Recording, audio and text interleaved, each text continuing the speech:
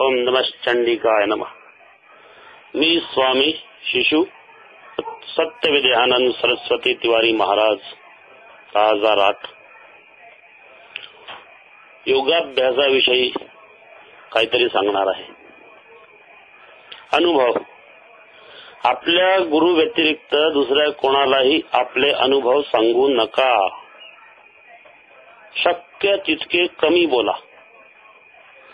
आपले विचार सद्गुणांवर केंद्रित करून ठेवा। आपण ज्या विषयी विचार करत असतो ना तसेच आपण बनत जातो। व्यक्तित्व प्रकट करण्यासाठी प्रत्येकाने आपल्या व्यक्तिमत्वाचा विकास केला पाहिजे। कल्पना शक्ती ही स्फूर्तीचे एक प्रकारचे द्वार आहे। सारा विश्वांच्या सारा विचारांचा तो एक प्रकारचा भक्कम आधार। सर्व वैज्ञानिक शोध लावणारे लोक जे आहेत ना यांना कल्पना शक्तीची मोठी जी देणगी लाभलेली होती त्यामधूनच सगळे आविष्कार वगैरे घडलेले आहेत। निसर्गातील घटनांचा स्पष्टीकरण हा आपल्या आत आहे।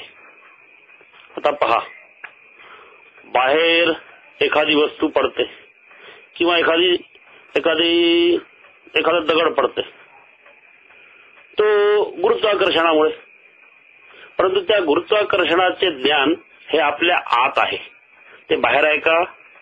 नाही। बाहेर पडतो दगड पण गुरुत्वाकर्षणामुळे तो पडला आहे याचं नॉलेज आपल्या अंदर आहे, ते आत आहे ना। याच्यामध्ये 3 गोष्टी आहेत। पहिला आहे शारीरिक आणि मानसिक पावित्र्य। मी नेहमी सांगतो ना, शिष्य अवस्थेत असताना लसूण कांदा वगैरे मादक द्रव्य यांचं सेवन करू नये का? कारण आपल्याला विद्यार्थी दशेतून सिद्ध अवस्थेपर्यंत पोहोचण्याकरिता या वस्तू स्वभावाने दुष्ट आहेत। स्वभावाने दुष्ट म्हणजे लसूण कांदामध्ये काय दुष्टता आहे? त्यांच्यामध्ये राजसपणा आहे, तमोगुण वाढवतात त्यामुळे ध्यानामध्ये योगाभ्यासमध्ये ते तुमचे शत्रू म्हणून राहतात। दुसरी स्थिती आहे धीर। धीर म्हणजे सबुरी। साईबाबांनी सांगितलं आहे ना, श्रद्धा और सबुरी धीर। कारण की धीर हा असा आहे की आपल्याला योगाभ्यास करता करता सुरुवातीला काही नाही, पण नंतर काही विलक्षण अनुभव येतात, पण नंतर ते बंद होतात। कारण भगवती काय करते, आपल्याला काही दृश्य दाखवते, नंतर ती ओढून घेते आपल्या परीक्षेकरिता, म्हणून धीर ठेवायचं। त्याच्यानंतर तिसरी चिकाटी म्हणजे एक प्रकारे तरारीपणा, न संपणार, न थकणार, न कंटाळणार, एक प्रकारचा तो आधार। चिकाटी एक प्रकारची ती धरून ठेवण्याची वृत्ती की नाही, मला काही आलं तर मी माझ्या लक्ष्याप्रती सत्यव्रत राहील, याला म्हणतात चिकाटी। काही अडचण आली तरी चिकाटी सोडू नका, मग तो आजारपण असो का काही असो। आता बघा, इथे माझ्याजवळ काही लोक येतात ना, काही छोटे मुलं बाळ वगैरे, ते काही दिवस यज्ञ वगैरे हे करतात, मग त्यांना चिकाटी राहत नाही, मग लगेच त्यांना काय होतो काय माहित, मग लगेच त्यांना काही दिवसानंतर ते सोडतात, मग पुन्हा धरायला पाहतात। अरे याला सद्गुरु जवळ बसून सद्गुरु जवळ राहून करणारा अनुकंप नाही आहे। योगाभ्यासाला उत्तम काळ कोणता आहे? संधिकाल, म्हणजे दिवस आणि रात्र यांच्या मधातला। आपल्या शरीरात असंख्य अशा लाटा उठत असतात, त्या लाटांना शांत करण्याचा हा जो काळ असतो, यावेळी चंचलता आणि आळस ह्या फार कमी असतात, त्यामुळे आमचं ध्यान चांगल्या प्रकारे लागू शकतो। स्नानानंतर आसनासाठी बसायचं। आसन म्हणजे ज्या एका बैठकीवर आपण सतत दीर्घकाळ बसू त्याला आसन म्हणतात. आसन म्हणजे असा एखादा असा म्हणजे बसायचं काही एखादा तुकडा नव्हे किंवा पाठ नव्हे. आसन म्हणजे आपलं स्थान, आपला शरीराचं ते एक समग्र आधान ज्याला म्हणतात प्लॅटफॉर्म, म्हणजे आपले पाय, आपली बैठक त्याला म्हणतात आसन. आपल्या पायाच्या अंगठ्यापासून आरंभ करून शरीराच्या सर्व अवयवाविषयी ते निर्दोष आहे असा विचार करायचा. पहा, मी ध्यानाची जी विधी सांगत आहे ना, ध्यानाच्या एकूण वेदामध्ये 7960 पद्धती आहे. विपश्यना सुद्धा एक आहे, पण तो किचकट आहे. तुम्हाला सोपं सांगतो विद्यार्थ्यांसाठी आणि सहज व्यावसायिकांसाठी, ज्यांना या ध्यानाच्या अभ्यासाने तरतरीतपणा निर्माण होईल लवकरात लवकर. पायाच्या अंगठ्यापासून आरंभ करून माझा पायाचा अंगठा सैल होता है. सैल होता है जैसे हिंदी में कहा जाएगा वो ढिल्ला हो रहा है. पाँव का अंगूठा ढिल्ला हो रहा है यानी उसके अंदर जो तनाव है, त्याच्यामधला जो तणाव आहे, जो ताण आहे तो दूर होता है. वह दूर हो रहा है, तो दूर होता है. अंगठ्यानंतर यायचं टखण्यावर, तिथून यायचं गुडघ्यावर, तिथून मांडीवर, मांडीपासून मग कमरेवर, कमरेपासून मग पोटावर, पोटांपासून मग नाभीवर, नाभींपासून हृदयावर, की माझा हृदय सैल होत आहे, शांत शिथिल. हृदय शैल होत आहे ना, काय करायचं, आपला श्वासाचा जो आरोह आहे तो हलका ठेवायचा. सहजपणे श्वास येत आहे, श्वास जात आहे, श्वास येत आहे, श्वास जात आहे.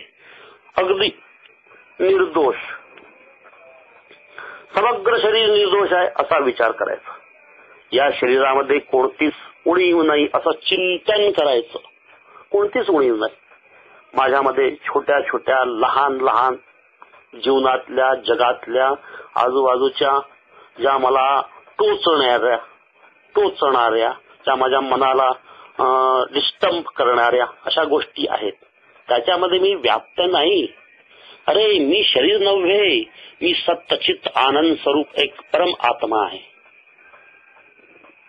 समग्र शरीर निर्दोष आहे. परमेश्वराने मला सत्य अवस्थेपर्यंत पोहोचण्यासाठी दिलेलं हे साधन आहे. ही नौका आहे जिच्यात बसून मी हा संसार रूपी सागर तरून जाणार आहे आणि सत्याच्या शेवटच्या तटाला पोहोचून अहम ब्रह्मास्मी शिवोहम तत्वमसी ती भावना आणि ते दृश्य साक्षात्कार रूपात प्राप्त करणार आहे. असे केल्यावर आपल्या दोन्ही नाकपुड्यांमधून दीर्घ श्वास घ्या.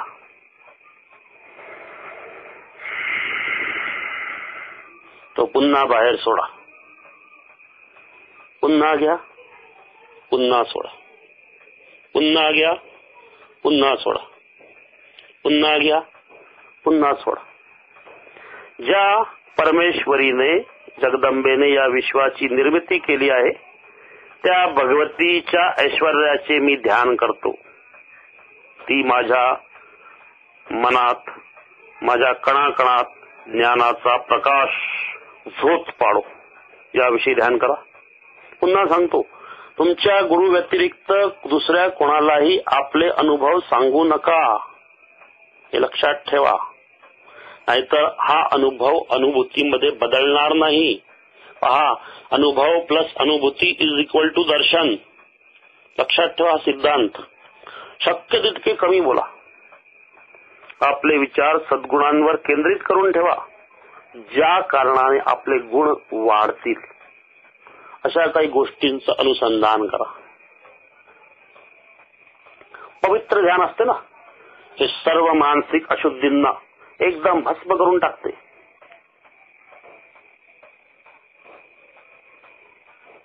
त्या परमेश्वरी शक्तीचा अनुभव घ्या. ती आपल्यातच आहे. तेव्हा आपल्यात दोन गोष्टी आहेत, ज्ञान इंद्रिय आणि कर्म इंद्रिय. अंतःकरणामध्ये सुद्धा तसे 4 प्लॅटफॉर्म आहेत. मन किंवा विचार करण्याची शक्ती, ती जेव्हा अनियंत्रित आहे ना, तेव्हा सारी जवळजवळ सगळ्याच प्रकारच्या ज्या प्रयत्न आहेत ना, ते फुकट जाते. योग्य रीतीने जर तिचं नियंत्रण करू शकलो ना, तर ती एक आश्चर्यजनक शक्ती आहे. त्या शक्तीच्या बळावर मी सुद्धा काही असे आश्चर्यजनक अनुभव माझ्या जवळच्या शिष्यांना दिले आहे. मी केवलानंदला निलेश्वरी दाखवली आहे. निलेश्वरी जी ध्यान मार्गाच्या अंतिम टप्प्यावरचा पहिला पडाव आहे. योग्य रीतीने तिचं नियंत्रण करायचं. दुसरा आहे बुद्धी आणि इच्छाशक्ती, तिसरा आहे अहंकार आणि चौथा आहे चित्त.